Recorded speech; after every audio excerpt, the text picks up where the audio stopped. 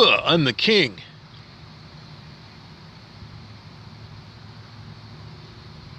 And I'm 80 years old, and I'm the king of Hawaii, and I'm surfing. This is a continuation of my last talk on the subject. So here you are, because I'm going to put you in a place called you're 88 years old. And you woke up this morning in Hawaii, close to the beach.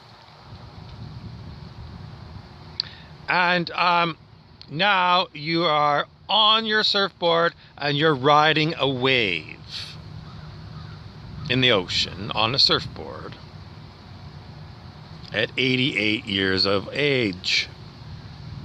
And you're doing just fine. You're surfing a very large wave and you've done an excellent job.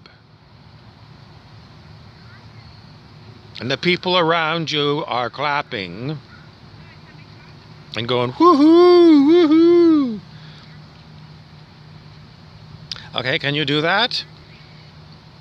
That's your mindful meditation for today. Why did we pick 88? Well,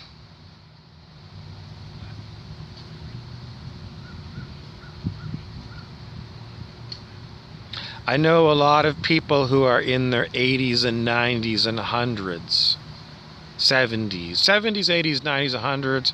I know quite a few of them. And I don't know of anyone who's 88 years of age who's surfing.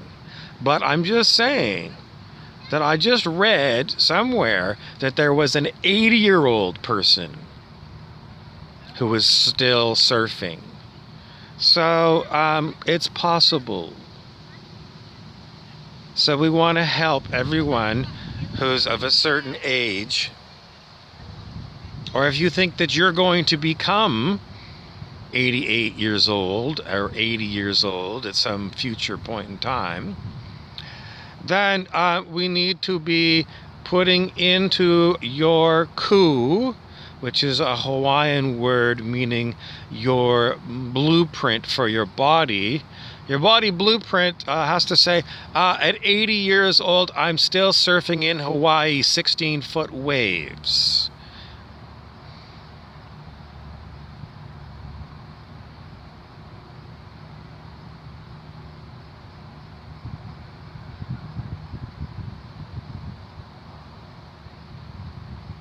Now you have to figure out, okay, I'm 80 years old. What do I look like in my face? Do I have like gray hair? And maybe some deep lines in my face? And maybe like a little white beard? Or, at age 88, do I look like the same I looked like when I was 17 years old?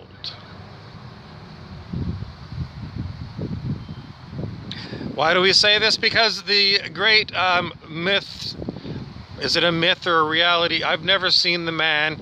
No one's come up to me and said to me, hey, I'm Babaji. But the story is, from places like Autobiography of a Yogi by Paramahansa Yogananda, let's just call it a mythological human, Babaji, who can appear to other humans as either an old man with gray hair, pot belly, and a limp, or a boy of, I don't know, let's go with 16, Babaji. So if Babaji is totally in control of whether he looks to be an old, decrepit man or a young man, adolescent, well, is he in charge of how he looks, or is he like a manifestation of somebody else? In other words, is he doing? If he's doing it himself, then you'd call him a sorcerer, Babaji.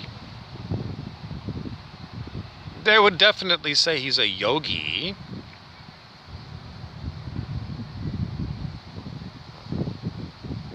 Anyway, where are we going with this? Well, if Babaji can do all these things, then why can't I?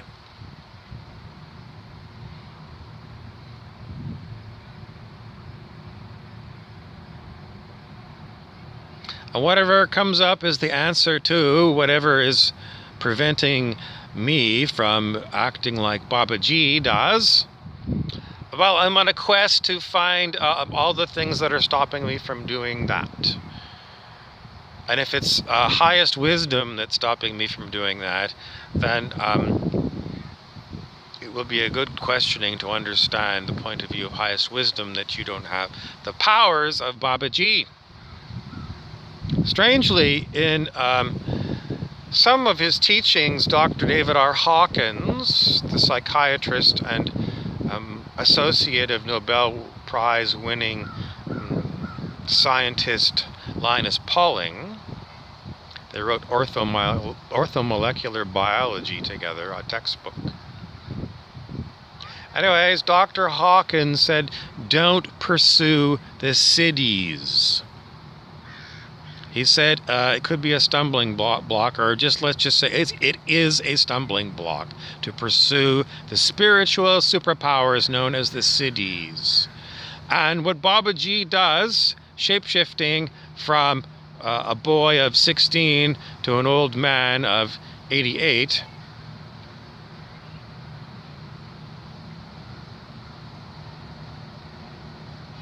is it a spiritual superpower? If it is, in your opinion, then don't pursue it. This is the advice of Enlightenment teacher Dr. David R. Hawkins. What is the trap? I think the biggest trap is a spiritual ego. An ego that's a pandit, that knows all kinds of so-called spiritual advice, spiritual quotes, spiritual memes, spiritual lectures. In the olden days, when everyone was taking LSD, like in, let's say, 1967, and they were riding around in day-glow painted Volkswagen Bugs or minibuses, or something like this, those people would laugh.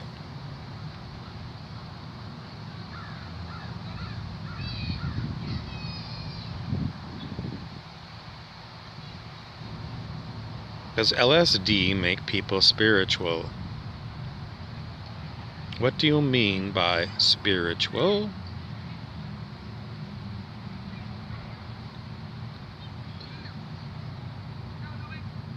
How exactly does that work? In other words, you take a chemical substance and you put it in the human body and it makes their mind change. How is it something physical, like a powdered chemical? It's not even alive. You're not eating an apple or an orange or a banana. You're taking a refined powder substance made in a chemical lab, LSD, lysergic acid diethylamide. It was first derived from, the source was ergot fungus. It grew on rye grain, this ergot fungus. And if people ate this fungus in long times ago, maybe like days of the ancient Romans or the ancient Greeks, I don't know, let's say 2,000 years ago, somebody knew that this fungus grew on rye. So they had a field, because it was somebody that was like a rich person, or an aristocrat or something, had a lot of money, and had this land, and had rye, because it's a commonly used grain to make bread. Rye grain bread is very good. But over the years, sometimes some of the rye grain was being eaten or being dissolved by a fungus called ergot. And somebody ate this ergot contaminated rye just to see what would happen, just for a high one. You know, people that like to do things for a high one, just for a high one. You're 14 years old and you take a car for a joyride down an old country road, And if someone asks you, why'd you do it? And you'd say, just for a high one. You know you have to be 16 years of age before you're allowed to drive a car. Yeah, I know. But I did it just for a high one. And that's what somebody did. Just for a high one, they ate this contaminated rye grain. And lo and behold, they had like hallucinations. Or something happened. They got ESP, or afterwards they called themselves a witch. And they took this stuff and it felt like they were flying in the air because they were in a different dream reality than a regular dream reality. But anyways, that's what they heard of this. And there was some research probably at Sandoz, because it's back in the day, Sandoz labs did a lot of this kind of chemistry. They would analyze plant substances, and then they would figure out a good chemical way to get the essential chemical substances out of a plant. And then you would have the pure substance. And yeah, there was this guy that came up with this LSD, and he got it on his skin. He didn't I don't know how he got it on his skin. It doesn't take very much of this stuff. I got on his skin, and then it was time to go home, so he got on his bike to go home. If he got on his bike, we're gonna say he probably lived in some kind of a place like maybe Amsterdam, where they have lots of bicycles and people bike around the city. So, but maybe it was in Germany with the same kind of an idea. Sandoz. It sounds like a German company to me. I don't know why. It's not a traditional German name, Sandoz, but maybe the company's was a strange name. Anyway, the whole point of it was, does taking LSD make you more spiritual? And the answer was, well, I don't know, because in 1967, I was 2 years of age, and I certainly wasn't driving around in Volkswagen Bugs with psychiatry professors from Harvard University drinking Kool-Aid laced with this chemical LSD from the ergot fungus that makes you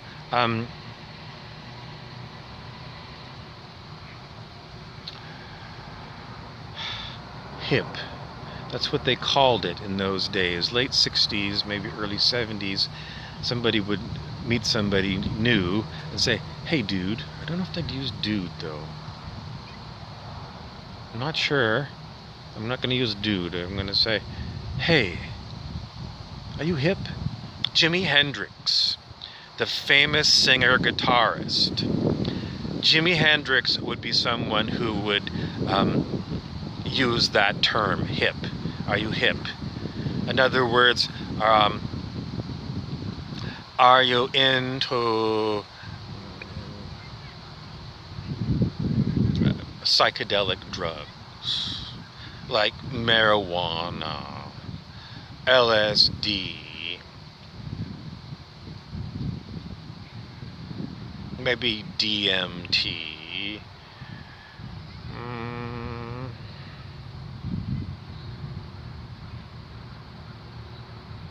When I was about 10 years of age, we did a school project on drugs. So what the teacher did is send us to the Addiction Research Foundation, who had an office not that far from our school. And we went there, and the nurses there gave us some handouts to use in our projects. And it was a list of common drugs. Now, this would have been 1975, so I'm trying to remember the ones that they would tell you were drugs, because you didn't even know what these things were, so it was basically letting you know. And some of the names were like angel dust, which was PCP, LSD, marijuana. I'm trying to remember if alcohol was on the list at that time. I can't remember. It's just that we had a huge alcohol problem in those days. The biggest problem with the alcoholism was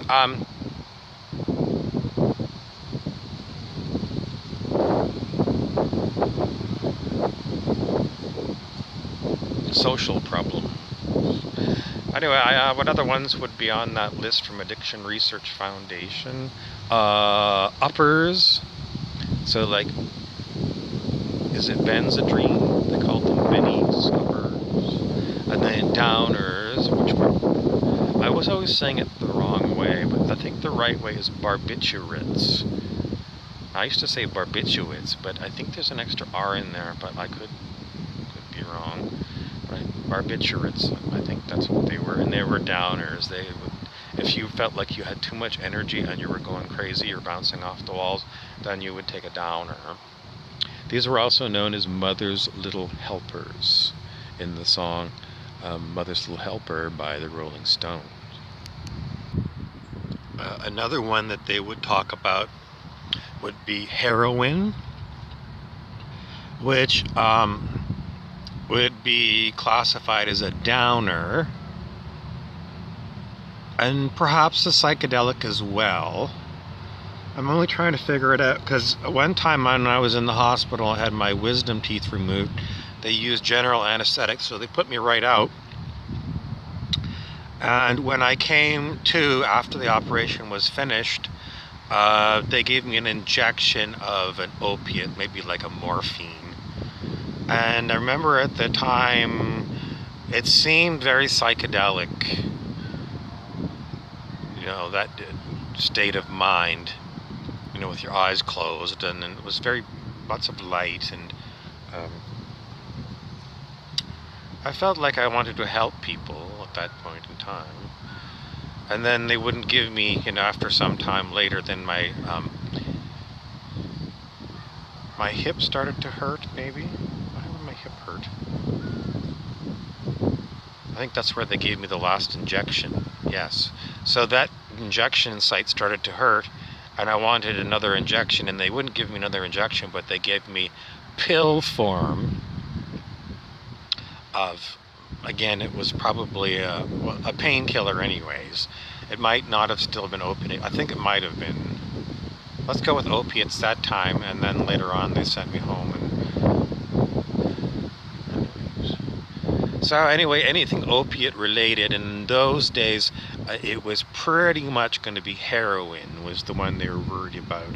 Because some people would cook it up and make it into a liquid form, and they would use an injector to inject it into like a vein. And